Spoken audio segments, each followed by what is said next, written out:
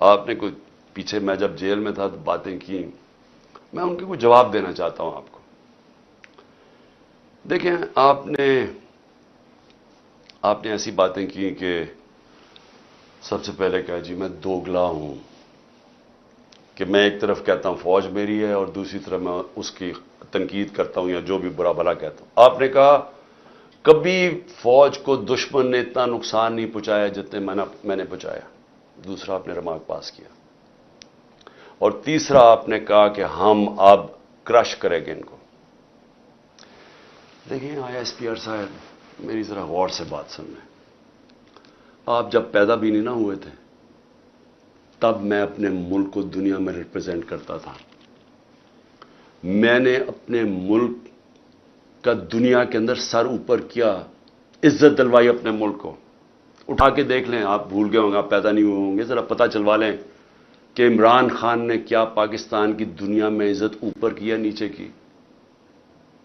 اور آپ کو یہ پتا ہونا چاہیے کہ جب وار آن ٹیرر ہوئی اور جو پاکستان کی مٹی پلیت ہوئی دنیا میں کہ ہمارا گیا جی فوج دوگلی ہے، کیونکہ تب مشرف کا مارشل لا تھا، یہ ہمارے سے جھوٹ بولتی ہے، کرتی کچھ ہے کہتی کچھ ہے، ڈالرز ہمارے سے لیتی ہے اور دوگلی گیم کھیلتی ہے.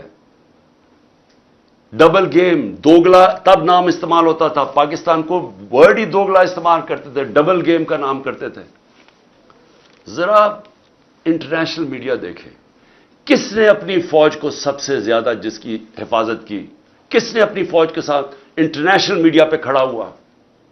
جب اسامہ بن لادن، جب وہ ایبٹ آباد میں جو وہ حادثہ ہوا، آپ کو پتہ ہے بیرون ملک پاکستانیوں کے اوپر جو گزری آپ اندازہ نہیں لگا سکتے.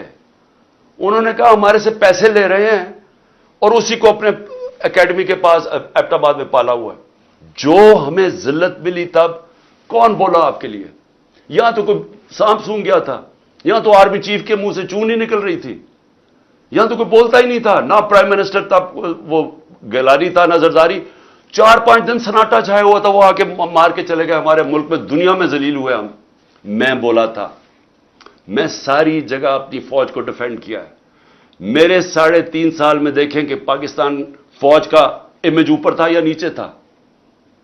ذرا اٹھا کے دیکھیں، آپ کے سامنے ہے وہ. کیا فوج کا امیج اوپر گیا یا نیچے گیا؟ فوج کو لوگ پسند کرتے تھے.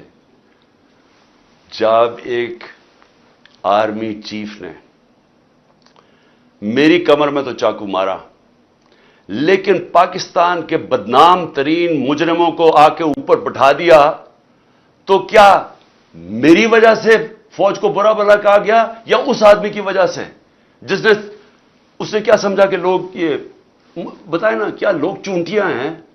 کیا لوگوں میں عقل نہیں ہے؟ کیا لوگ بیوقوف ہیں کہ جدھر آپ لگائیں گے ادھر لگ جائیں گے؟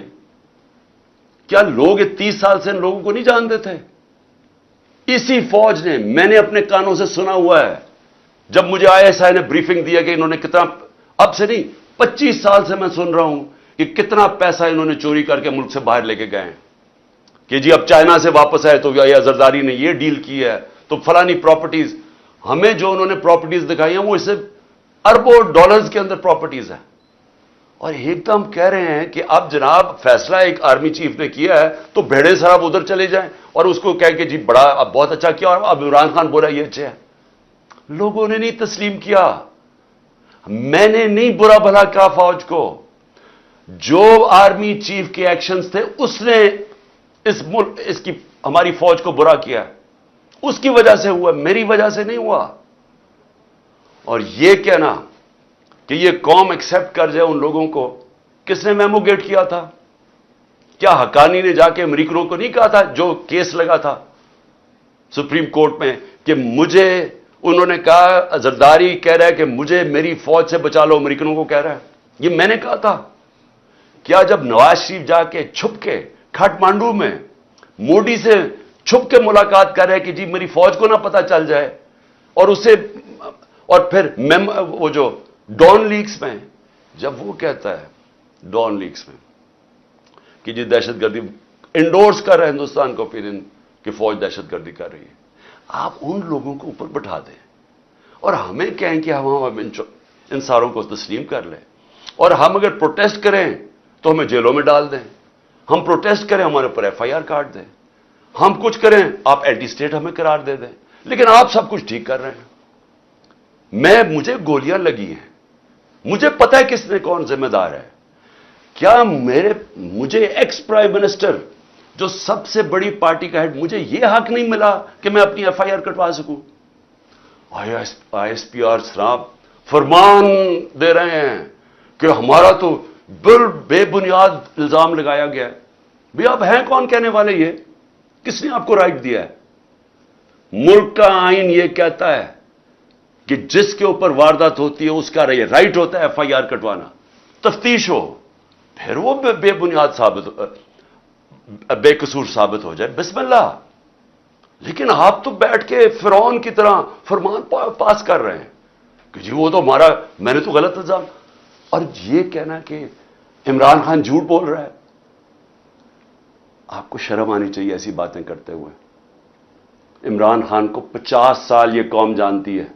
اس قوم کی تاریخ میں اگر کسی ایک آدمی کو اس قوم نے سب سے زیادہ پیسہ دیا ہے، جو سب سے زیادہ خیراتی کام، وہ عمران خان کر رہا ہے۔ اور وہ کیوں دیتے ہیں؟ کیونکہ ان کو پتہ ہے کہ وہ دیانتدار آدمی ہے، وہ چوری نہیں کرتا پیسے، وہ سچ بولتا ہے۔ عدالت کے اندر جب میرا کیس لگا فلیٹ کا، عدالت نے، سپریم کورٹ نے کہا صادق اور امین ہے۔ آپ کو کس نے اجازت دی ہے کہ یہ کہنا جی جھوٹ بول رہا ہے یا دوگلا ہے؟ آپ کو شرم آنی چاہیے۔ کبھی آئی ایس پی آر نے اس طرح کی باتیں نہیں کی۔ آپ تو کود کے آگے پالیٹکس میں، آپ پارٹی بنا لیں اپنی۔ اور میں اس کے علاوہ، میں آخر میں، کیونکہ میں اپنے آپ کو کنٹرول کر رہا ہوں کیونکہ مجھے بڑا غصہ ہے اس چیز کے اوپر کہ اس طرح کے الزام لگانے، اور آپ کو پتہ ہی نہیں آپ بات کیا کر رہے ہیں، اور اس آدمی پہ لگا رہے ہیں جس کو ہمیشہ وہ چاہتا ہے کہ اس کی فوج مضبوط ہو۔ اور میں آپ کو یہ بتاؤں، میں ڈرامے نہیں کر رہا، کیونکہ میرے پیسے ملک سے باہر نہیں پڑے ہوئے، میں نے بھاگ کے، میرے اوپر 145 کیسز سے ملک چھوڑ کے باہر نہیں بھاگا۔ میں نے یہ نہیں کہا کہ مجھے ای سی ایل پہ نہ ڈالنا، کہ میں ڈالو مجھے ای سی ایل پہ، میں جانا ہی نہیں چاہتا ملک سے باہر۔ اور میں یہ آپ کو دوسری بات بتا دوں، وہ لوگ جن کے پیسے باہر پڑے ہیں، جن کے ساتھ آج ہماری اسٹیبلشمنٹ کھڑی ہے، جن کا سٹیک ہی پاکستان میں نہیں، اب جب روپیہ 300 کراس کر گیا ڈالر، تو ان کو کیا فائدہ، نقصان ہوا ہے؟ ان کی تو دولت ڈالرز میں پڑی ہوئی ہے، ان کو تو فرق ہی نہیں پڑا۔ لیکن سارا تنخواہ دار طبقہ، پولیس، سرکاری نوکر، ہمارے فوجی، ساروں کو آج ان کے گھروں میں پوچھیں کہ ان کے اوپر کیا حالات ہیں۔ پوچھیں نا ذرا، ان کی بیویاں بیچاری جو بیچاری دیکھ رہی ہیں کہ قیمتیں بڑھتی جا رہی ہیں، ان کی جو، جب باجوہ نے ہماری گورنمنٹ گرائی تھی تو جو 100 روپیہ تھا وہ آج صرف مشکل سے 55-60 روپیہ خرید سکتا ہے، اس کی قیمت صرف 55 سے 60 روپے، اور اب روپیہ اور گرا ہے تو اب اور نیچے چلی جائے گی، مہنگائی اور بڑھ جائے گی۔ کون ذمہ دار ہے اس کا؟ عمران خان ذمہ دار نہیں ہے۔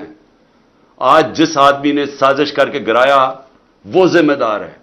اور اگر آپ میں برداشت ہو تنقید کی، کیونکہ تنقید سے اصلاحات ہوتی ہے، آپ ایک معاشرے سے، ادارے سے، ایک انسان، آپ تنقید ختم کر دیں وہ مر جاتا ہے۔ سوویت یونین کیوں ٹوٹی؟ کیونکہ وہاں تنقید ختم تھی۔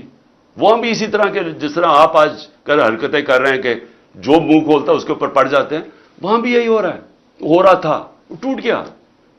جو بھی معاشرہ آگے بڑھتا ہے اس کے اندر تنقید کی اجازت ہوتی ہے۔ ہم اپنے بچوں کی تنقید کرتے ہیں، یہ میں دوگلا نہیں ہوں۔ اگر میں اپنے بچوں کی تنقید، میں ان سے پیار کرتا ہوں، اپنے بچوں سے ان کی اصلاحات کے لیے تنقید کرتا ہوں۔ یہ کوئی فرعونیت ہی نہیں ہے کہ آپ، ہماری ضرورت نہیں، ہم کوئی آپ کی کمی ہے کہ ہم تنقید نہیں کر سکتے، کہ ہم تنقید کریں گے تو جناب اب اینٹی اسٹیٹ ہو گئے، غداری کا پرچہ ہو گیا۔ اور دیکھیں ہو کیا رہا ہے، یہ جو ہوا ہے، کان کھولیں اپنے اور آنکھیں کھولیں، یہ ملک کدھر جا رہا ہے، جس طرف جا رہا ہے۔ اس وقت ہے آپ کا کہ اندر سے اصلاحات ہو۔ یہ ڈنڈے مار کے اور یہ ہمیں سارے پکڑ دکڑ سے کچھ نہیں ہونے لگا، کیونکہ یہ اسی طرح کا کریک ڈاؤن ایسٹ پاکستان میں بھی تھا، کچھ نہیں ہوا۔